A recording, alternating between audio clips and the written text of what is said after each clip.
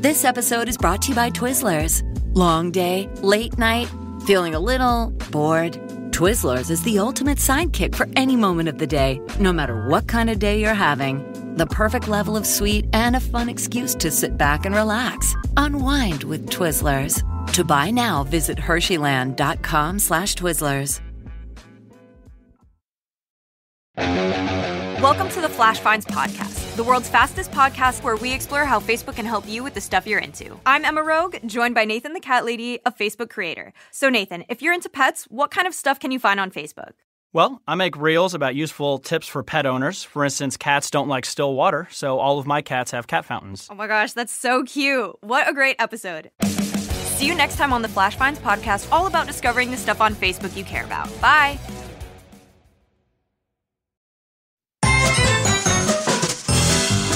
It's time for the show that brings the magic right to your speakers. Ears Up! Hey, what's up, everybody? EarzUp podcast. Coming at ya.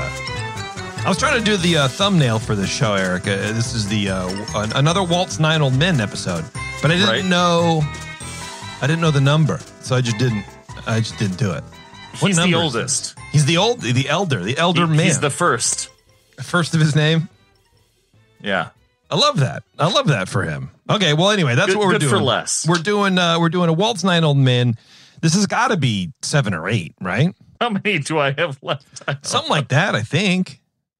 Oh no, we're only at like 6. Oh man. Well, friggin' Terrence, you know what? He saddled you with this awful. No, I don't know. I'm Damn sure it, you have Terrence. fun. Yeah. Anyway, we're doing Les. What is it? Les Clark? Les Clark. Les Clark. Good old Les Clark. I can't wait to learn more about Les Clark. It's funny doing these because peppered throughout all the other stuff we kind of touch on or talk about. Now I'm familiar with some of these names from the older films and the kind of processes. And sometimes you'll get younger animators or whatever shouting out these old people on, streams or in shorts or documentaries or whatever. Oh yeah, that name sounds familiar. I understand that now. It's like, I get it. It's kind of neat. Yeah, I like definitely. It. So we're going to talk about Les Clark. We're going to do some Disney news. And there's a fair amount of news to talk about today. Actually, I wonder what happens if I click out of this. I wonder if I go here.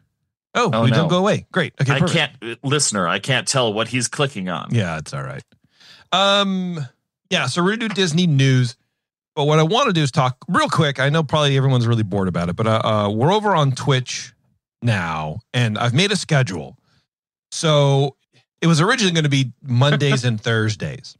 I was gaming. It'd be gaming on Thursday, like a I don't call it an indie game, but like a small game, because in my mind, I'm going, nobody knows who I am. And I think it's going to be really hard to just jump in the middle of if I'm start playing Red Dead Redemption 2, I think it's going to be weird for people to try to follow a story or whatever. So I wanted this really short, kind of concise, games to have fun with, because I'm only doing it for 2 hours.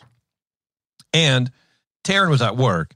And I was with Alice. I'm like, oh, I didn't realize that beforehand. So we set Alice up with her snack. We set her, okay, you're good. You're playing Barbies. You're great. If you need anything, please let me know. I'm not going to abandon you. Okay. However, leave me alone. I'm daddy's gaming on stream. And I found this game. It's called Home Security Hotline.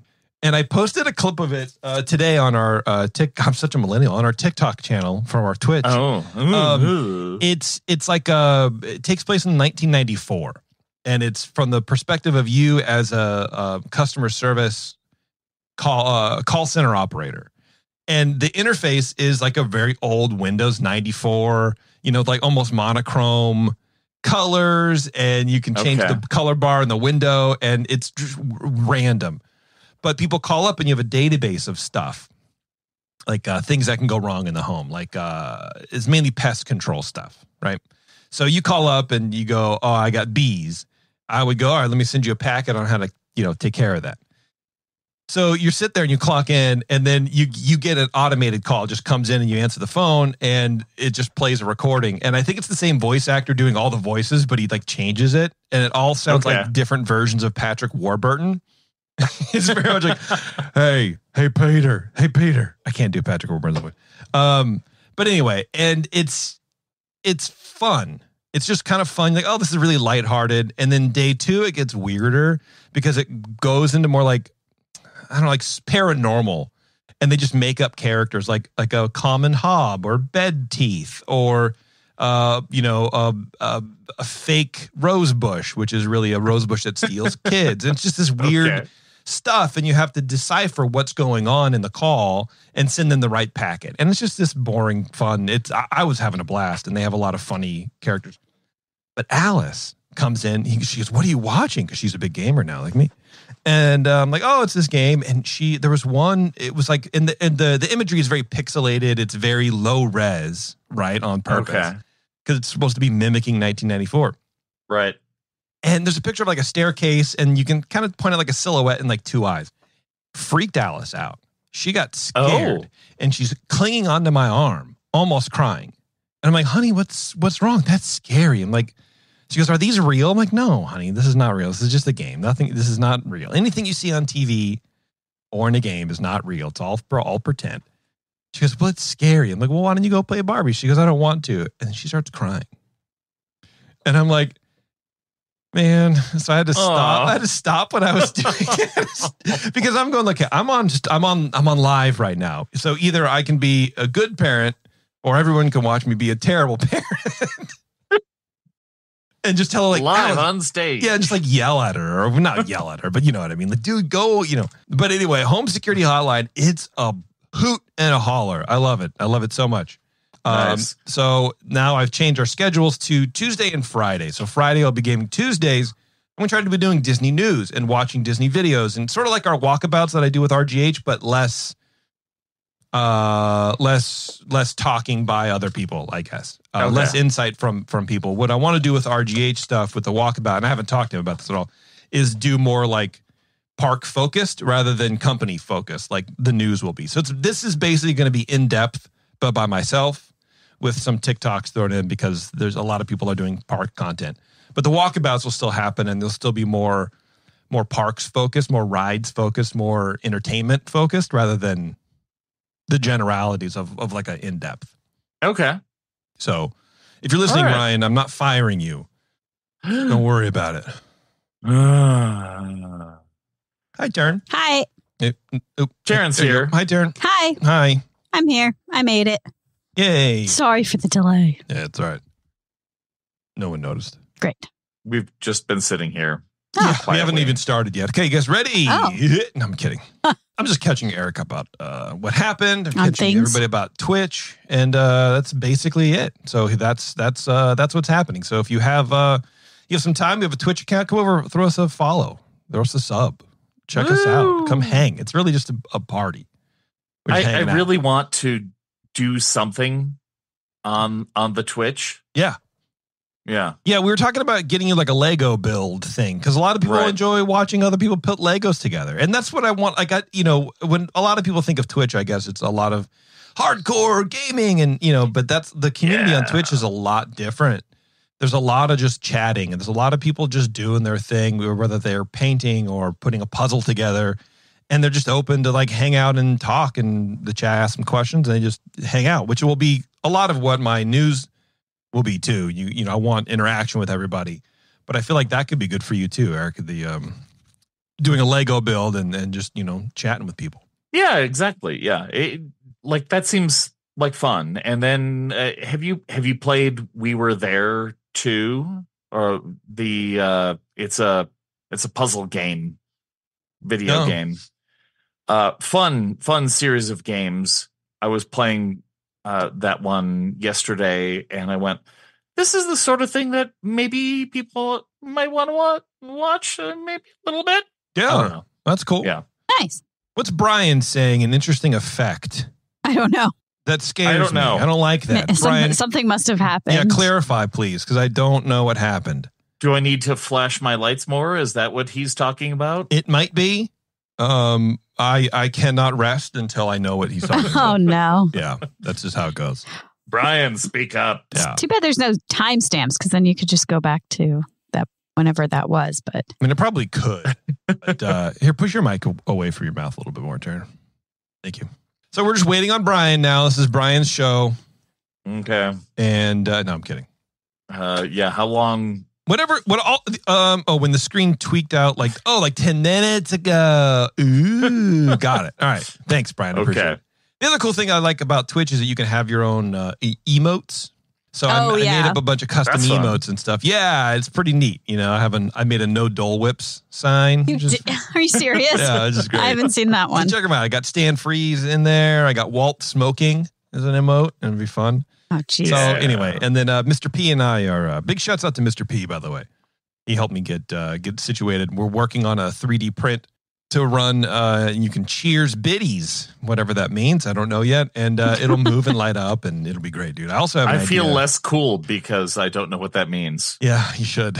Yeah. So, thank you. You can have things where it'll control. I don't want to give too much away because it's an idea that I have, and I don't want anyone else to take it because it's brilliant. You don't want me to feel even more less cool. Well, yes, I'm doing it for you. Absolutely. Thank you. Yeah, Eric, you just went to Disneyland and Knott's Berry Farm. Did you run into Stan Freeze? And did he ask about me at all? I did not run into Stan because I didn't actually go to Knott's Berry Farm. Why not? What happened? Well, the night before we were at Medieval Times, which is amazing. Very fun. And Dan said, "Hey, maybe not Knott's tomorrow." And so we went to Disneyland in the morning, and yeah, we spent a couple hours there in the Disneyland, and that was about it. Okay, instead, so he just didn't want to go to Knott's. Yeah, we didn't want to just hardcore run through things. He did a Knott's day on Wednesday, and then on Thursday we just went to Disneyland for a little bit. Yeah. Okay. All right. Well, then he needs to be on the lookout for Stan because Stan says he goes 3 times a week. Yeah. First of all, I want my initial feeling, my initial vibe is to keep Dan as far away from Staniel as possible. Yeah. I think that is that's called instinct. Yeah. And you should listen to it. I probably should. But I think know. It'll be, I mean, I'd love to meet up with Stan, but yeah, maybe not Dan. No, yeah, Eric, you're fine.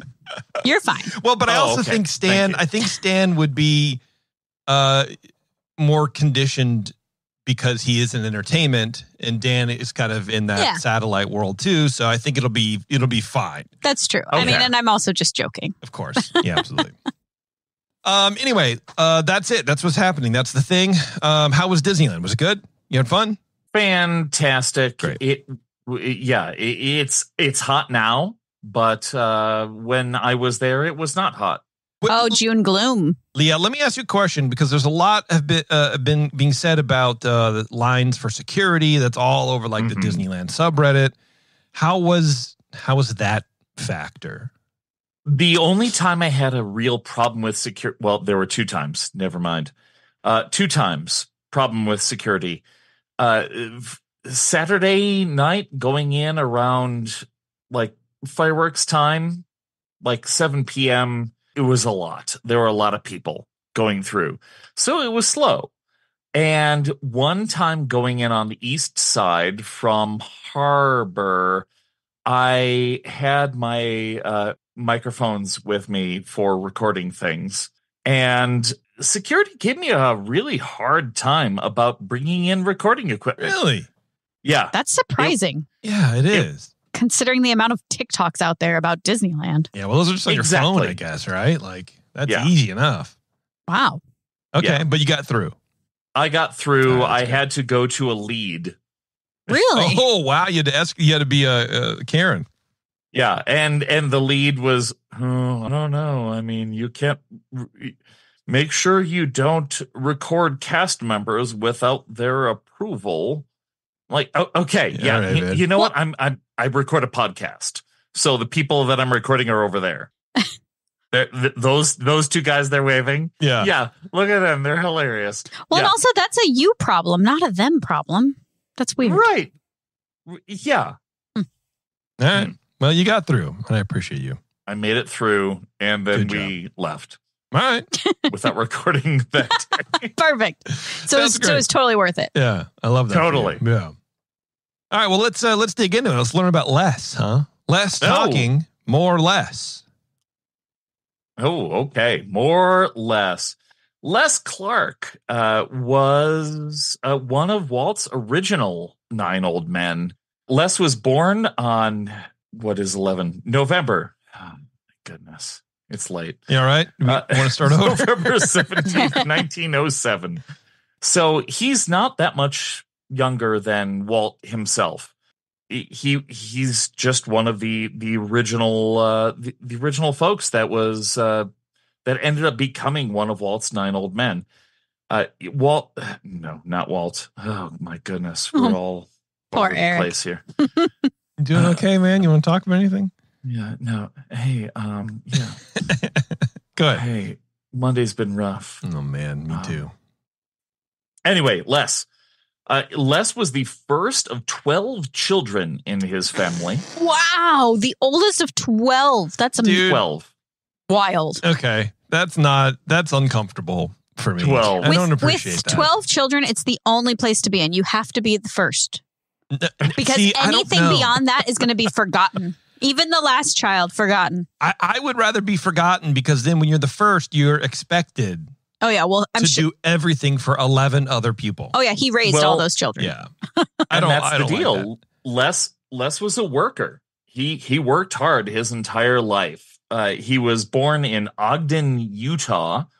They moved to Salt Lake City in his early years, and then they moved to Twin Falls, Idaho. This They is all moved making much more sense now. Well, yeah. Okay. Yes, the Utah connection there. They moved to LA in the 20s. And there he worked at an ice cream shop. Oh, sure. Oh, that's very wholesome.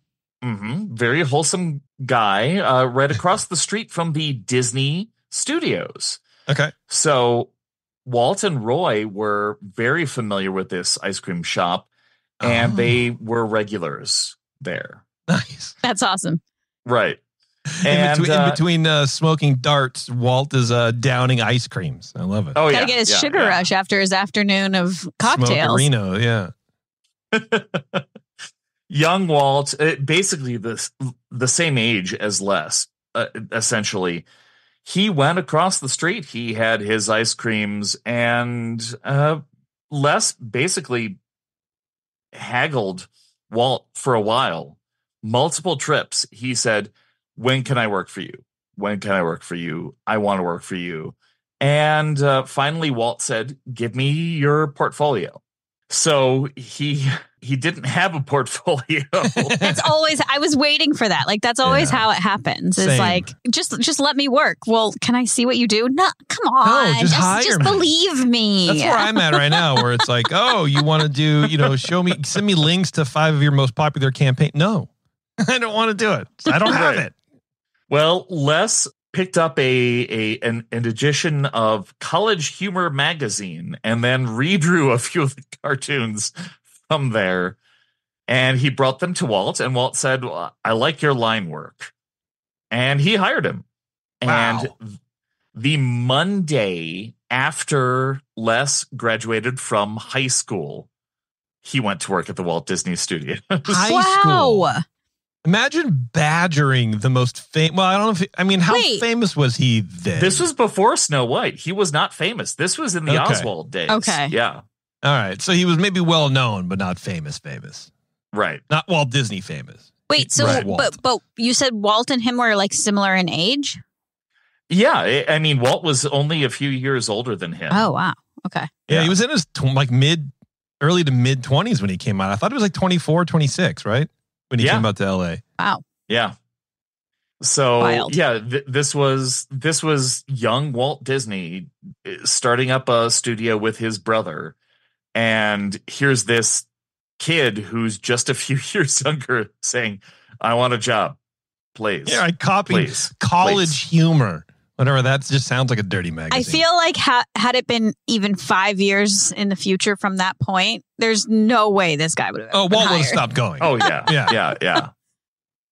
Well, So Les got the job, and he worked for the Disney company for 47 years. Dude, from Damn. ice cream slinger to a 47-year veteran of the Walt Disney Company. I love it. From Yeah, math tests to there. Yeah. Like, jeez. So he came in. He started in 1927, and he was a camera operator initially. So he was one of the people that was just taking shots of people's work. Yeah. And setting up the animation that way. So this makes more sense. So he said, "Oh, here's my line drawing." And Walt's like, "Yeah, your line work is fine.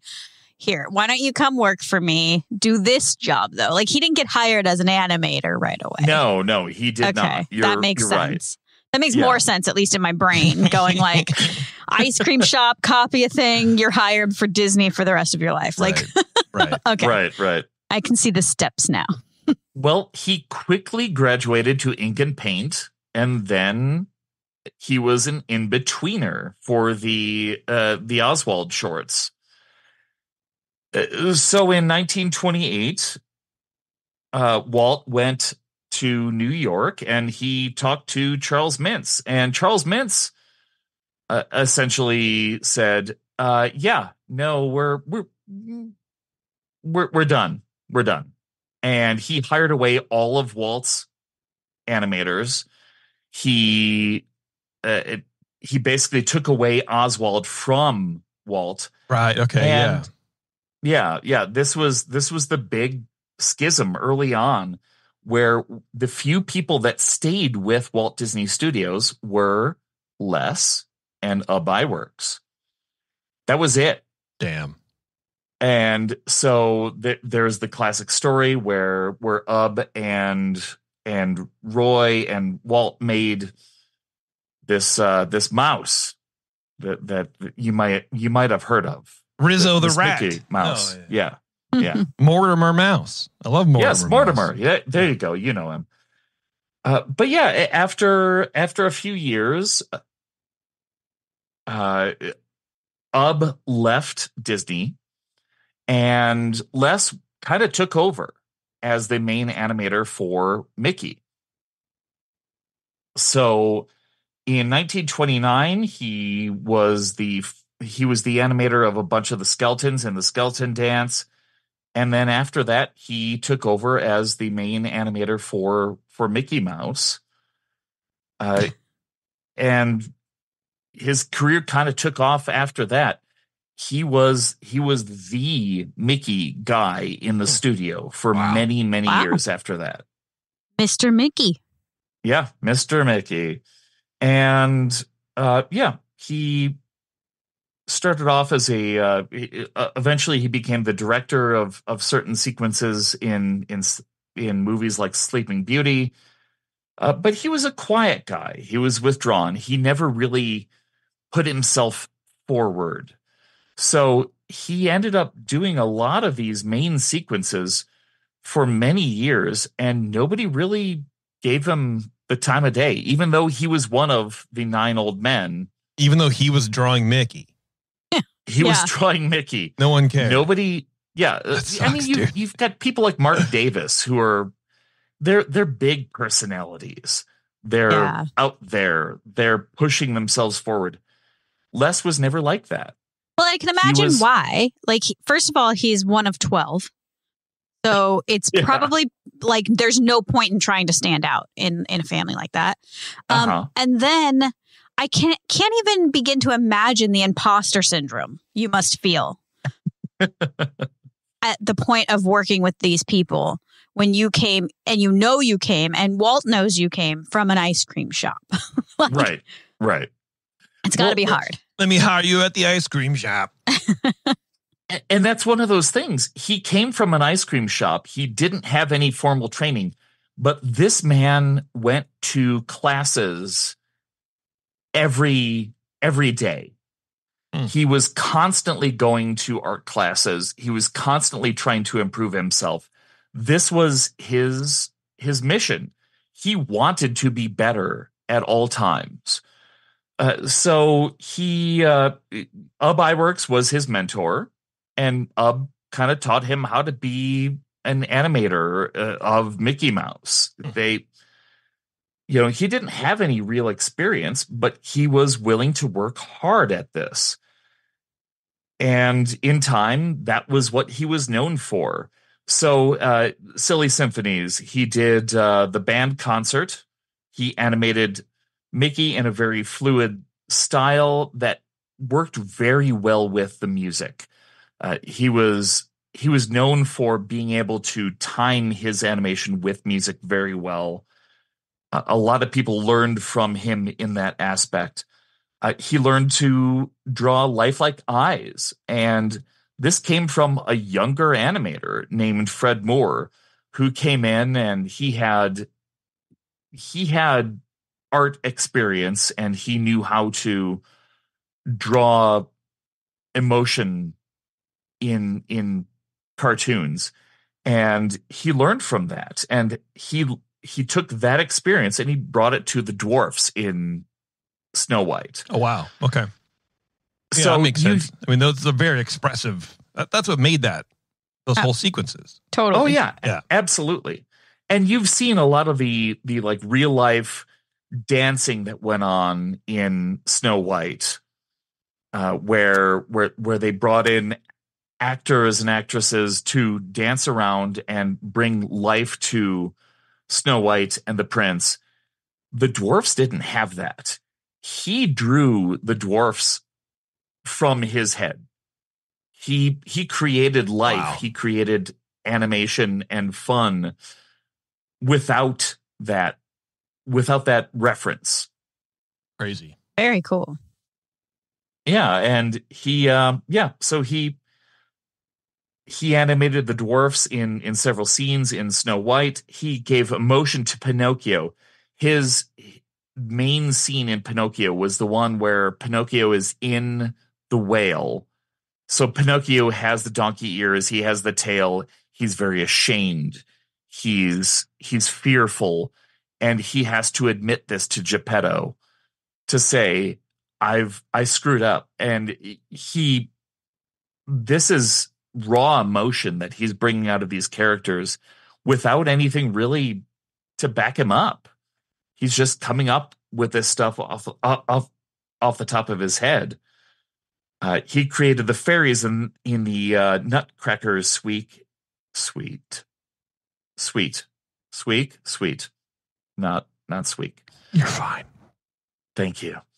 Nutcracker Suite in Fantasia. So the fairies that are dancing about, he created these characters, again, delicate, fast moving, but no real reference behind them. He didn't watch dancers doing this. He just created them. Pretty wild. It's something that I can't comprehend doing myself. Yeah, it's a talent level that you just kind of don't. It's like me when I watch guitarists or whatever. Like, how do you even do that? Right. How do you do that? Yeah. And he continues this. He went back to Mickey Mouse in The Sorcerer's Apprentice in Fantasia. So this was his bread and butter. This was Mickey Mouse.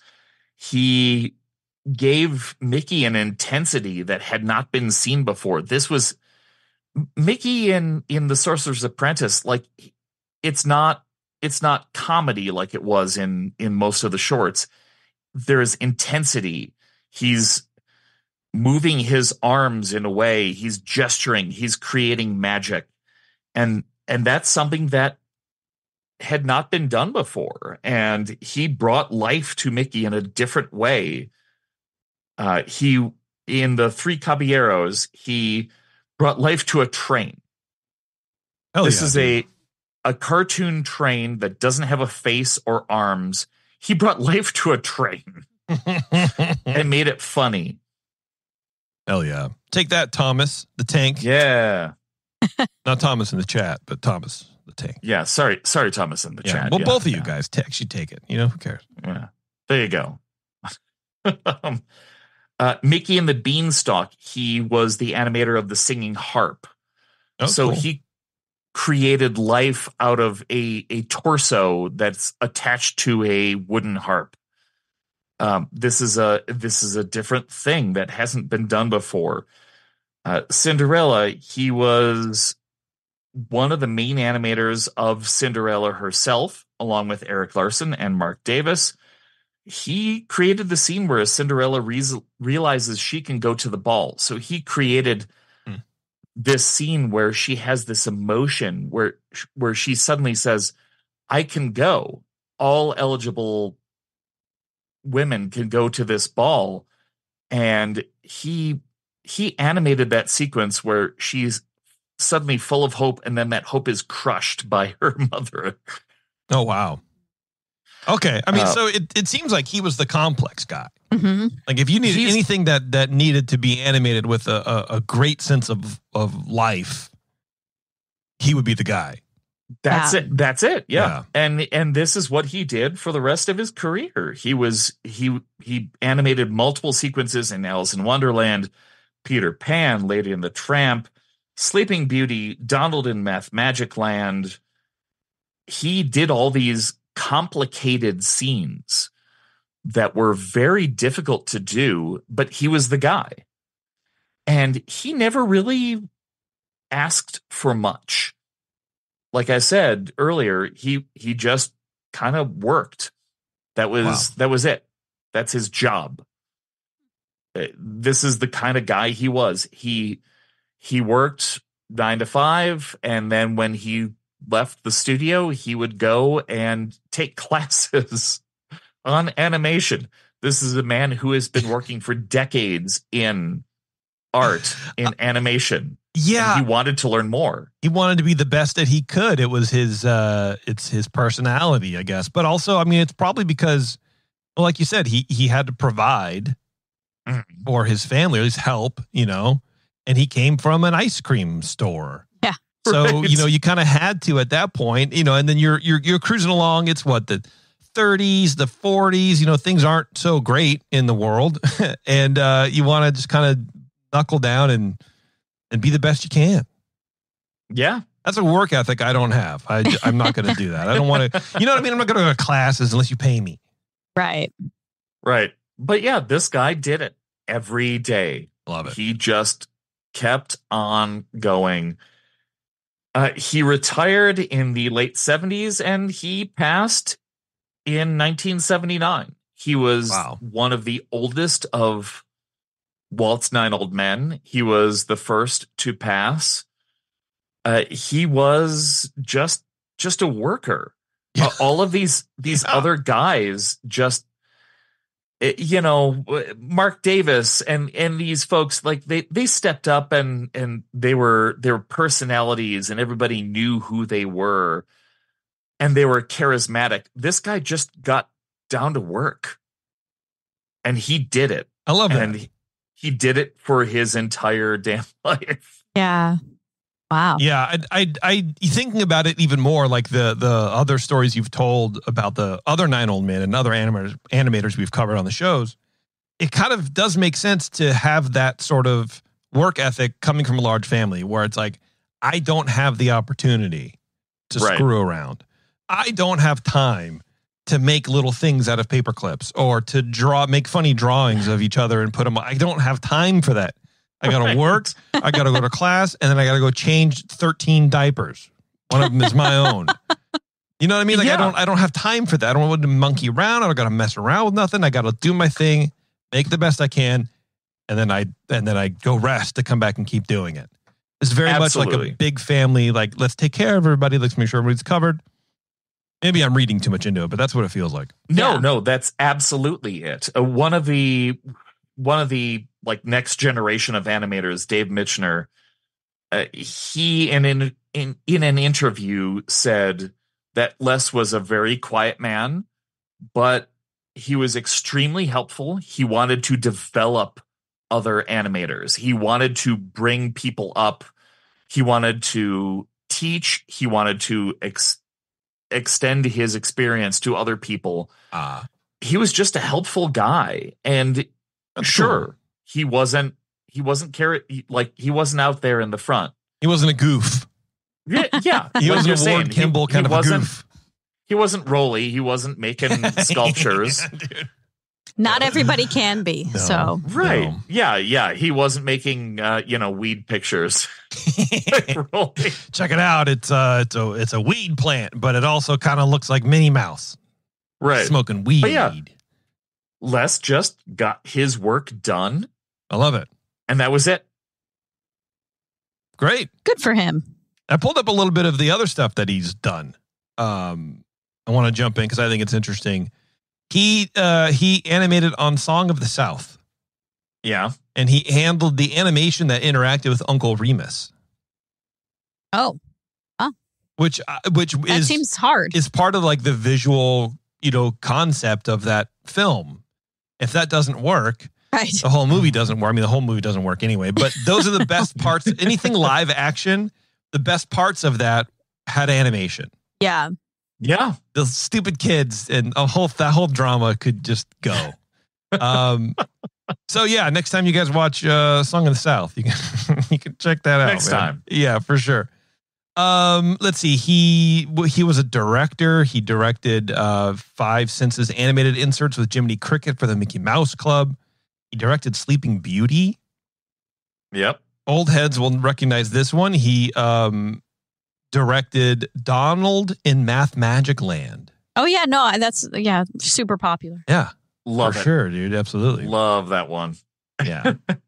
So, good stuff. He did a lot of stuff, man. That's awesome. I mean, he definitely helped carry and help teach that sort of golden age, which, I guess all 9 old men did, but it feels like a lot of the complex animation sequences that we've gotten in the past wouldn't have happened. Yeah. Without Les, because he was very focused on, it seems like, how to make trains move. You know what I mean? If that sequence in the Three Caballeros or whatever it was, Saludos Amigos, where the train didn't bop to the music on time and it didn't look very well, it didn't land right or whatever, I don't know that he would be teaching anybody. You know what I mean? Well, yeah, for sure. Yeah, he just did it. Yeah. Yeah. He did what needed to be done, and which is also a thread, because we've said this before about at least one other animator. I forget, where it's like, oh, you want something done? I'm going to do the thing. There wasn't a lot of him and Han and like conversation. It was just like, I'm going to do this. And this is it. Right. And I did it. And that's what it is. No one else has done it before. So I get to tell you that it's right. Yeah. And there's something cool about that. You know what I mean? You know what I mean? Yeah. There's no metrics to measure against. At that point, you're trailblazing. I like it. Does he have a window? Oh, do you know? Does he have a window? I don't know that he does. And I don't know if all of the 9 old men have windows, but I would assume that they should. They definitely should. I don't think he does, though. I mean, we know Raleigh does. Yeah. Yeah, I mean, as far as the parks are concerned, I guess really he's not a park with that. guy. That's true. That's a good point. Yeah. Huh. Love it. Yeah, I guess not everybody can have a window. I mean, there's only so many windows in the world. Yeah. You know what I mean? Well, you got to save room for people like Josh Gad. It's true. Does he have a window? He doesn't have a window. No. Yeah. But I just think he will one day. Coming soon. I hope not. Yeah. Eric, is that it? Is that all on our friend Les? All right. Good job. No more. Let's take a quick break, and we'll come back and we'll do a little bit of Disney news here, everyone. Hang on. We'll be right back. This episode is brought to you by Twizzlers. Long day, late night, feeling a little bored? Twizzlers is the ultimate sidekick for any moment of the day, no matter what kind of day you're having. The perfect level of sweet and a fun excuse to sit back and relax. Unwind with Twizzlers. To buy now, visit Hersheyland.com/Twizzlers.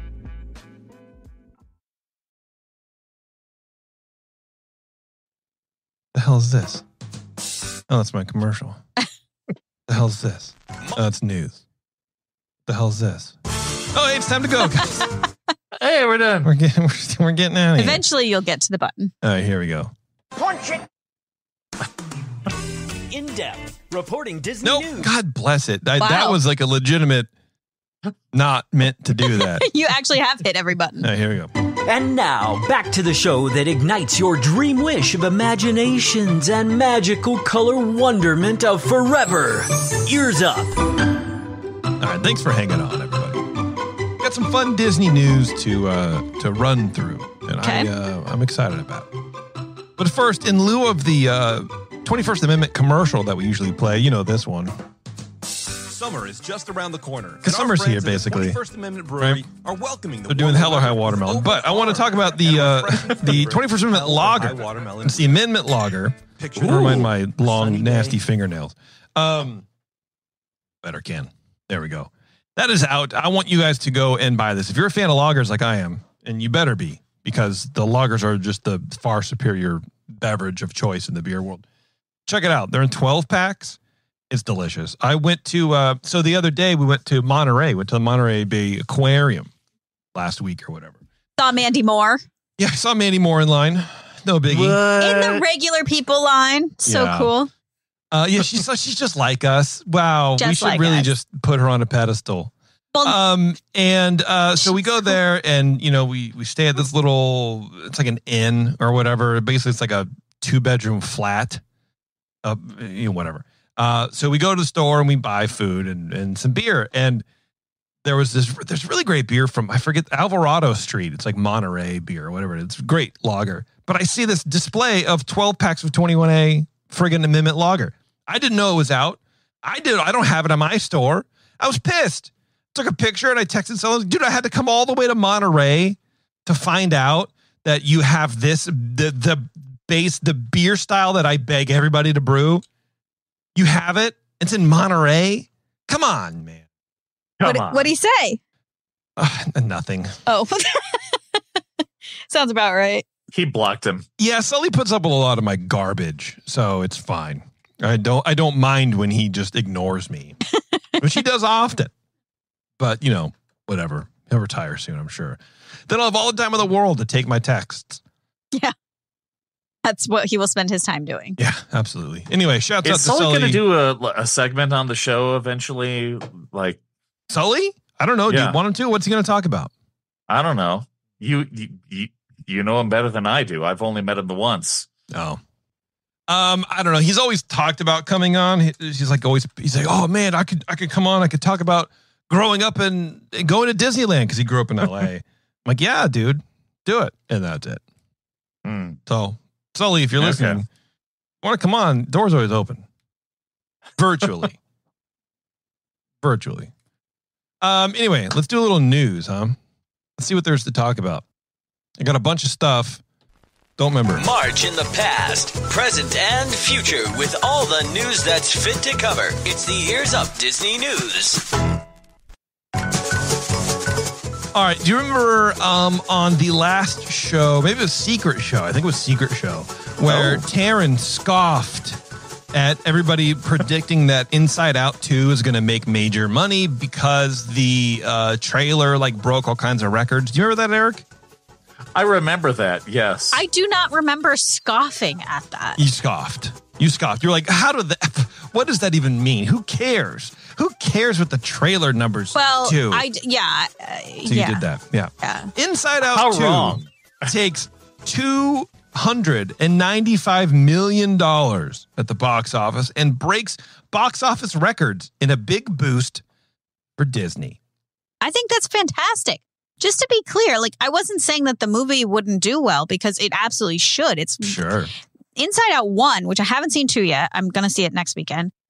Is it's literally one of my probably 2 favorite Disney movies of all time. It's a record opening for an animated movie when factoring in exchange rates, Disney said. The success is a boost for Disney as the summer blockbuster season gets underway. Pixar's owner, said on Sunday the film took in $155 million in the U.S. as part of a $295 million worldwide total, good enough for the biggest opening for an animated movie. On that measure, it's a better debut than the Super Mario Brothers movie managed, and it's also the biggest worldwide opening weekend of the year. Wow. Latin America, in particular, embraced Inside Out 2 with open arms, giving it a $61 million total across the region. Across entire Latin America, $61 million. Huh. God. Incredible. Disney also said The Incredibles 2, released in 2018, was the only Pixar release to perform better in the U.S. across its opening weekend. The first Inside Out made $90 million in the summer of 2015 in the U.S. with a $858 million global total. So this thing could break $1 billion. Oh yeah. Wow. It's such a good idea to grab all age groups. Oh yeah.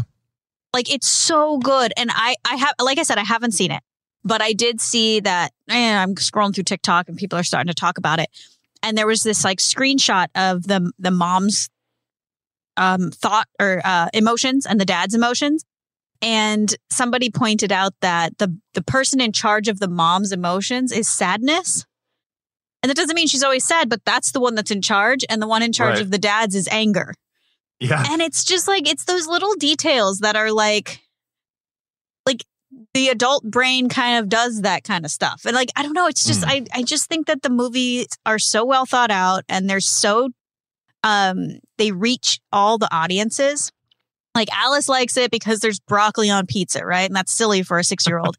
I like it because it makes me cry because I'm like, oh my God, that's literally my life. That's my brain. And I don't know. It's just so good. I live in San Francisco and take my kid to hockey lessons. I saw that Riley's dad was ranked highest in animated dads for hotness. For hotness? There aren't really that many animated Riley's dads. Okay, all right. But I could see that. All right, hot dad summer. Let's go. What other animated dads are there? I don't know. Who knows? There's the animated dads in Toy Story, but you never really see them. You don't see their faces. Yeah. Yeah, I don't know, man. I think he's the animated only dads, one. well, Goofy. I guess Goofy. Donald. Well, Donald has nephews. Donald does not have children. Mickey doesn't have children. So I think Goofy and the guy Incredibles guy. Oh yeah, Mr. Incredible for sure, dude. Yeah. He's top heavy. Yeah. He's definitely top heavy. Not much going on in the butt region. He needs a few leg days. Yeah, he's built like a ping pong paddle for sure. But anyway. So Eric, you're my Disney World guy. Did you know that something... Okay, here's the SF Gate title. Ready? Disney World closing opening day attraction. Disneyland to keep its version. Huh? You know what they're talking about? Well, obviously not Mr. Toad, because that already happened. Well, yeah, that's done. Last week, Disney World announced it will be permanently closing the Frontierland Shootin' Arcade. Oh, the arcade, the shooting. Isn't the shooting happening? Isn't that closing at Disneyland too? I don't think so. Not according to SF Gate. Oh no, Julie, come on, Julie. No, this is Katie. Is it Julie Tremaine? No, it's not Julie Tremaine. The Shootin' Arcade, an attraction that's been in the Magic Kingdom since it opened in 1971. The old-fashioned shooting game allows guests to wield fake rifles at Old West-themed targets. In 1984, the rifles' lead pellets were replaced by infrared lights that prompted special effects to... whatever, who cares? It's going to be a DVC lounge. So you used to have to pay for it. Like in Disneyland, you have to pay for it. In Disney World, they removed the fee in 2021, so it's been free this whole time. Oh, that's nice. But there's rarely a long wait to take a turn. Well, yeah. What do you mean, but? What do you mean, but? Like that's an that's a bad thing? Yeah, right. It's a bonus, Katie. The Shootin' Arcade is slated to become a lounge for members of the Disney Vacation Club. This will be the first DVC lounge in the Magic Kingdom. The location is tucked between the Frontier Trading Post and the Diamond Horseshoe Restaurant. What do you have to say for yourself, Eric, member of the DVC? But I also, paid money for that, so I'll be there. Atrocious. That's it. I got an ad on this I'll tell you website how it is. For a house in Healdsburg, and it looks really nice. I want to click on it, but I'm not going to. House in where? Healdsburg. Healdsburg? North of Napa. You know. Nice place. Lots Disneyland of wine. will not be following suit. Its Frontier Shootin' Exposition is staying right where it is. Yeah. More guns. Disneyland already has a DVC lounge in the park located in Tomorrowland on the second floor of the Star Wars launch bay. There's also a new lounge coming to Disney California Adventure in the space that used to house the Blue Sky Cellar. I did not know that. Oh. So the last day for the Magic Kingdom Shooting Arcade is June 23rd. Wow. So if you're going, coming up, it's free. That's free. You only got a few days left. Speaking of only a few days left, apparently nearly 50% of parents with children under the age of 18 go into debt to go on Disney vacations. How many? What was the percentage? I think it ended up being 48%. So you could just say half. That's a lot of people who are really responsible with their money. Honestly, I would think it's more like 70% of people go into debt to go to Disneyland. That's true. Yeah, absolutely, man. But, the site Lending Tree surveyed over 2,000 American consumers to understand just how much a trip to Disney's theme parks can impact a family's finances. What it found is a little concerning. Well, just when you thought it was safe to not be a little concerned. Microsoft News Network found a little bit of your concern. Across the 77% of theme park going parents with kids younger than 18 who've been to Disney parks, 45% have gone into debt for a Disney trip. That is up from the 2022 Disney Debt Survey, which found, look, if your company has its own survey named after it based on the amount of debt that people go into to go there, you give people a break. Right. 2022 found that 30% of parents were going into debt. So this is 15% higher. Well, it's that much more expensive. Yeah. According to the survey, parents with young children had an average debt of almost $2,000. Despite the financial hit, 59% of the parents, so 59% of the 45%, did not regret the decision. Okay. For so many parents, taking their kids to Disney is a rite of passage, something they remember fondly from their youth and want to experience with their kids. Lending Tree Chief Credit Analyst Matt Schultz said in a statement, because of those feelings, they're often willing to take on debt to get there. Yeah. That was a good impression of Matt. It sounds just like him, right? Right. Yeah. And he's not wrong. I mean, that is exactly, I think, how I feel about it. The rising prices at Disney and, well, everywhere, coupled with stifling childcare costs, are already impacting parents across the country, leading some to look for alternatives to Disney. One husband told Business Insider his family decided to visit Great Wolf Lodge in North Carolina instead of their usual trip to Walt Disney World. The husband said his children enjoyed Great Wolf Lodge more than their Disney adventures, and it costs less, too. Great Wolf Lodge, the only thing I know about it is it's like this giant indoor water park. It's like a lot of indoor stuff. Alice saw a commercial, and she's like, I want to go there. Of course you did. And I was like, I don't think we have one near us. Sorry. You know, we can make a commercial of putting a child in a box and pouring concrete into it. And she go, I want to do that. I want to have that happen to me. I want to be encased in concrete. Okay, man. I mean, like, whatever, dude. If there's a catchy tune to go with it, yeah. Right. Alice loves commercials. Absolutely. You can't get away from like skipping commercials around her. Commercials are her favorite. And since we've scaled back all of our streaming services to now everything has commercials because it's just cheaper, she loves it. Absolutely loves it. It's my favorite part. Of course it is. Of course it is. You get to watch the Dunlop friggin' lawyer commercial 5 times. You love this commercial. It's so funny. What are they talking about, Dad? I don't care. All right, whatever. I'll get you $10,000. Yeah, for sure. I'll be your guy, man. Okay, let's do a couple, I guess they're good stories, and then we're done. I don't know. I guess they're good news.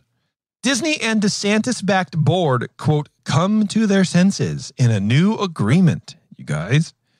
In a development agreement unanimously approved Wednesday night, Disney promises to invest up to $17 billion with a B in its Florida resort over the next 10 to 20 years and sets up the framework for potential theme park expansions.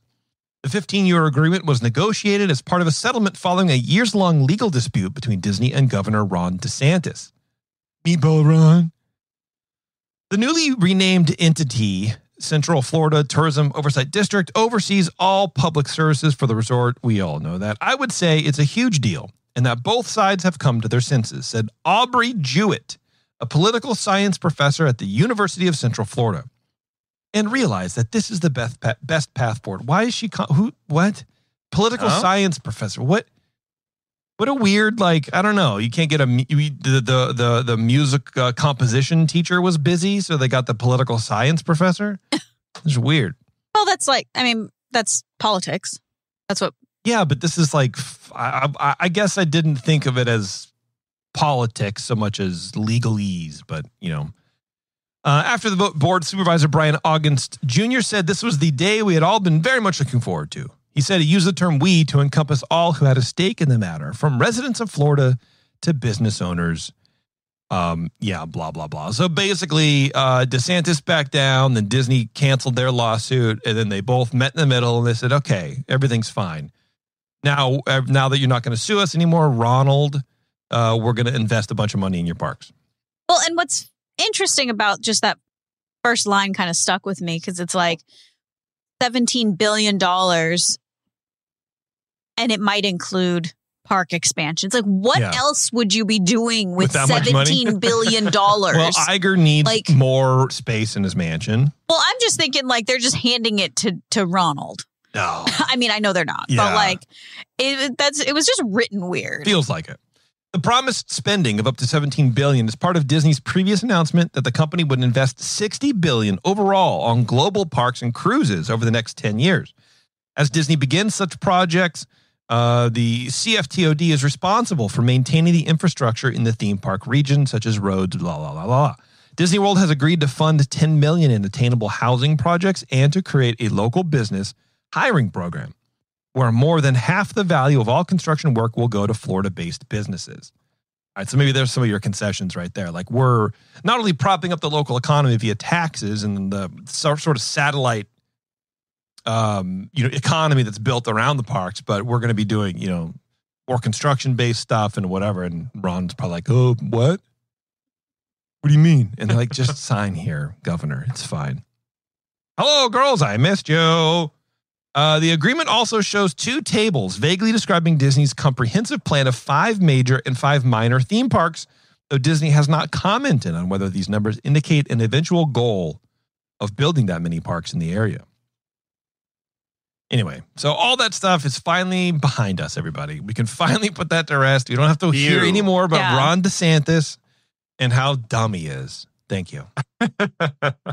Yeah, well, I'm glad they changed the name and did all this stuff for them to then come back to the way that it basically was. For them to go like, yes, you guys are important.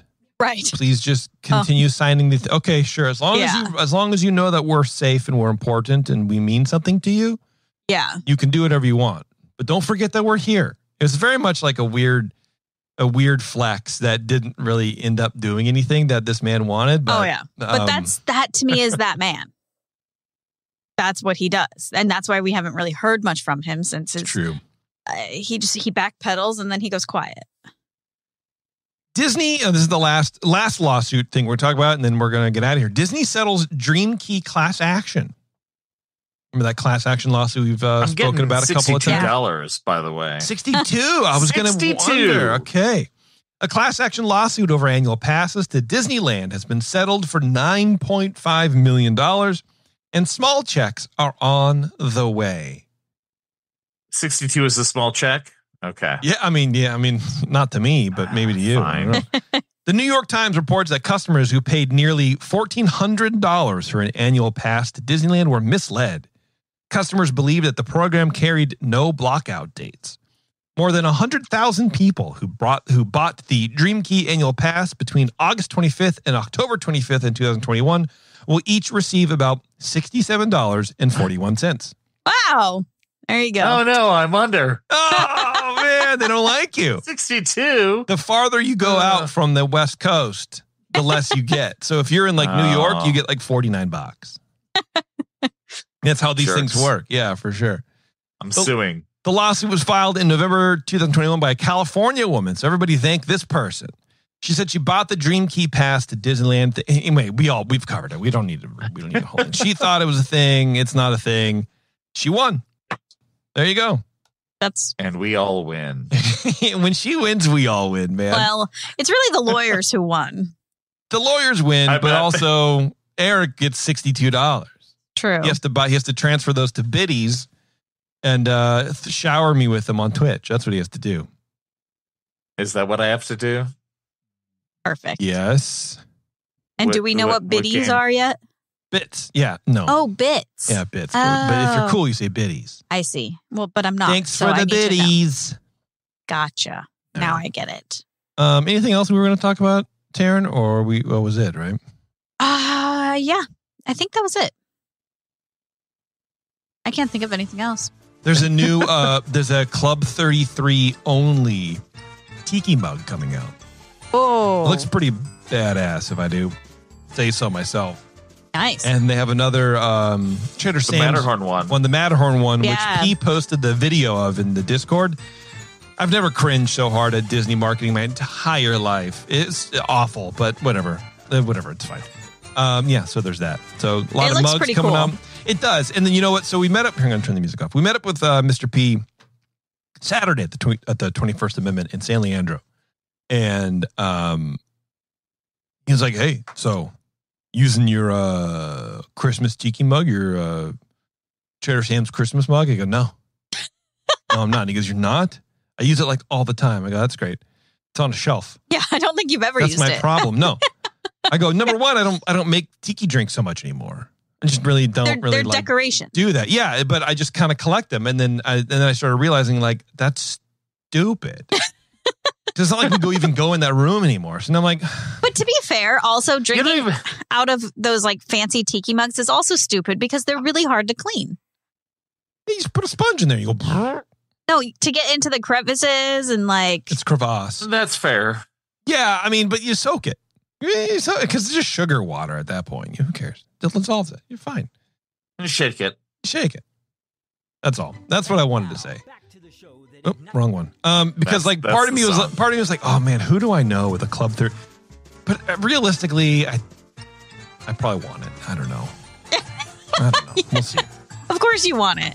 Anyway, thank you very much, everybody. If you are listening live and you want to hang out with me on Twitch tomorrow, I start at 9 o'clock doing a lot of news and clips. Got to find it all. But should be a good time. So check us out there. It's more long form and just chatting. We're just hanging out. And just by we, I mean me. It'll be a good time. So come over and sub and hang out. Use my new emotes. It'll be great. All right, everybody. Thanks a lot for tuning in. And until next time, we will see you in the parks.